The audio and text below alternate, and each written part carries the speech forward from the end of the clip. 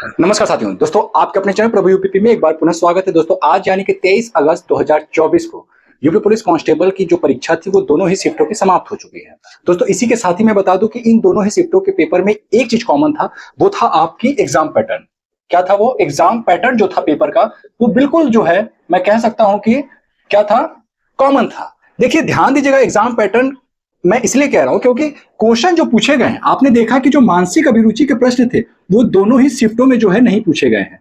मानसिक अभिरुचि के जो प्रश्न थे वो दोनों ही शिफ्ट में नहीं पूछे गए। साथ ही साथ जो आपका यूपी स्पेशल है, यूपी स्पेशल से जो नंबर ऑफ क्वेश्चंस थे वो 2 क्वेश्चन ही पूछे गए हैं। ठीक है, उसके अलावा मैं बता दूं आपका, आपने ध्यान दिया होगा एक और चीज कि जीके जीएस में कई सारे ऐसे क्वेश्चंस होते थे जो पुलिस विभाग से संबंधित आते थे। जो उत्तर प्रदेश पुलिस विभाग से प्रश्न पूछे जाते थे वो आपको दोनों ही शिफ्टों में, चाहे वो फर्स्ट हो गया चाहे वो सेकंड, दोनों ही शिफ्टों में नहीं पूछा गया है। और जबकि ये सब पहली बार हो रहा है। उत्तर प्रदेश पुलिस की जितनी भी अभी तक भर्तियां हुई हैं जिसमें लिखित परीक्षा कराई गई है, आप अगर उनका पेपर उठा ले, प्रीवियस ईयर ही आप क्यों ना उठा ले, कोई भी देखेंगे तो आपको पुलिस विभाग से रिलेटेड एक क्वेश्चन आपको देखने को प्राप्त हो जाएगा। और बहुत सारे लोगों ने इस पे जो है बच्चों को पढ़ाया भी था इस टॉपिक पे, लेकिन इससे एक भी प्रश्न नहीं पूछा गया है। अब कुछ बच्चों का कहना है कि सर पेपर बहुत हार्ड आ रहा है, और वहीं बहुत सारे ऐसे ही बच्चे कह रहे हैं कि सर पेपर बहुत अच्छा आ रहा है, इजी आ रहा है। तो देखिए सिंपल सा फंडा है भैया, जो बच्चा जितना मेहनत किया होगा उसको पेपर का लेवल उसी के अकॉर्डिंग जो है लगेगा। ऐसा तो नहीं है कि किसी बच्चे के लिए पेपर अलग रखा गया है और दूसरे बच्चे के लिए कोई अलग बनाया है। सभी के लिए एक ही पेपर बनाया गया था, ठीक है, शिफ्ट वाइज। तो ऐसा नहीं है कि किसी के लिए हार्ड है किसी के लिए इजी है। हाँ, वो आपकी अपनी मेहनत है कि आपने कितना मेहनत किया था, सच्चाई तो यही है। लेकिन हाँ, एक चीज मैं बता दूं, ओवरऑल देखा जाए तो जो जीएस का लेवल था, जीएस के प्रश्न को लेकर के बच्चे बहुत कह रहे हैं कि सर जीएस का लेवल बहुत अप कर दिया। असल में जीएस का प्रश्न बच्चों को हार्ड इसलिए लग रहा है क्योंकि जो फरवरी माह में आपका पेपर हुआ था उसमें जीएस का प्रश्न बहुत जो है इजी पूछे गए थे। तो जब आप इजी से हार्ड प्रश्न को देखोगे, ठीक है, तो आपको ऑटोमेटिक पेपर हार्ड लगेगा। आपने पहले जीएस के प्रश्नों को आसान देख लिया है फरवरी माह में, तो आपके माइंड में था कि उसी टाइप के प्रश्न पूछे जाएंगे जीएस के, लेकिन ऐसा नहीं है। और एक चीज मैं बता दूं, जो आपके चारों सब्जेक्ट हैं, जो आपके चारों सब्जेक्ट है जहां से क्वेश्चन पूछा जाना है, जीएस, हिंदी, मैथ और रीजनिंग, ठीक है, ये चार जो है आपके जो सब्जेक्ट हैं जहां से क्वेश्चन पूछा जाना है दोस्तों। तो एक चीज मैं बता दूं, अगर किसी पेपर में जीके जो है हार्ड आया है, ठीक, तो ये तीनों क्या होंगे, मॉडरेट होंगे। ये तीनों क्या होंगे, मॉडरेट होंगे। अगर किसी पेपर में, किसी शिफ्ट में, सॉरी पेपर नहीं कहूंगा मैं, किसी शिफ्ट में अगर रीजनिंग हार्ड आया है तो ये तीनों क्या होगा, मॉडरेट होगा। ठीक, अगर किसी शिफ्ट में हिंदी आपका अगर हार्ड आया है तो ये तीनों क्या होगा, आपका मॉडरेट हो जाएगा। यानी अगर आप कोई भी शिफ्ट देख लो, आप अगर सुबह का शिफ्ट देखोगे तो उस समय भी आपको क्या होगा कि कोई एक सब्जेक्ट आपको हार्ड दिखेगा, ठीक। और अगर आप शाम में भी देखोगे तो आपको कोई एक सब्जेक्ट हार्ड दिखेगा। अब देखना यह दिलचस्प है दोस्तों, कल यानी कि 24 अगस्त का जो पेपर है उसका एग्जाम पैटर्न क्या रहता है। क्या उसका भी एग्जाम पैटर्न यही रहने वाला है? क्या उसमें भी मानसिक अभिरुचि के प्रश्न जो पूछे जाएंगे वो पूछे जाएंगे या नहीं पूछे जाएंगे? आज जिस तरीके से बच्चों ने जो है कि मतलब मैंने भी पेपर देखा और उसके बाद जो है बच्चों का कहना है सर मैंने मानसिक अभिरुचि को बहुत समय दिया था। लेकिन एक जो प्लस पॉइंट है दोस्तों, आपको बता दूं मानसिक अभिरुचि के प्रश्न नहीं आने के, वो है कि मानसिक अभिरुचि के जो 10 प्रश्न पिछली बार पूछे गए थे, इसकी वजह से जो टाइम था बच्चों का, वो टाइम बहुत खराब हुआ था। और ये टाइम खराब होने के कारण जो है बच्चे इस बार मानसिक अभिरुचि पे बहुत मेहनत किए थे। इस बार मानसिक अभिरुचि का प्रश्न नहीं आ रहा है तो आपका टाइम क्या हो रहा है, सेफ हो रहा है, ठीक है। वो टाइम जो है, जो 10 प्रश्न मानसिक अभिरुचि के आते थे, ये अब किसके आ रहे हैं, तो भैया रीजनिंग के आ रहे हैं।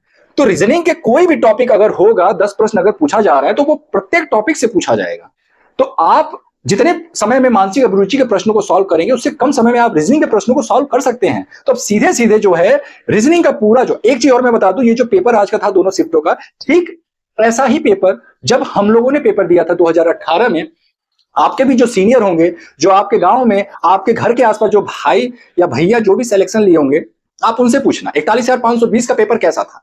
सेम ऐसा ही था दोस्तों। और जीएस का लेवल जो आप कह रहे हो हार्ड है ना, जीएस का लेवल सेम इससे भी थोड़ा सा टफ था, इससे इजी नहीं था। मैं उस वक्त की बात कर रहा हूं 2019 में जब पेपर हुआ था, ठीक है, सॉरी 2018 में पेपर हुआ था जून माह में, और फिर उसके बाद एक शिफ्ट का पेपर दोबारा से कराया गया था अक्टूबर माह में।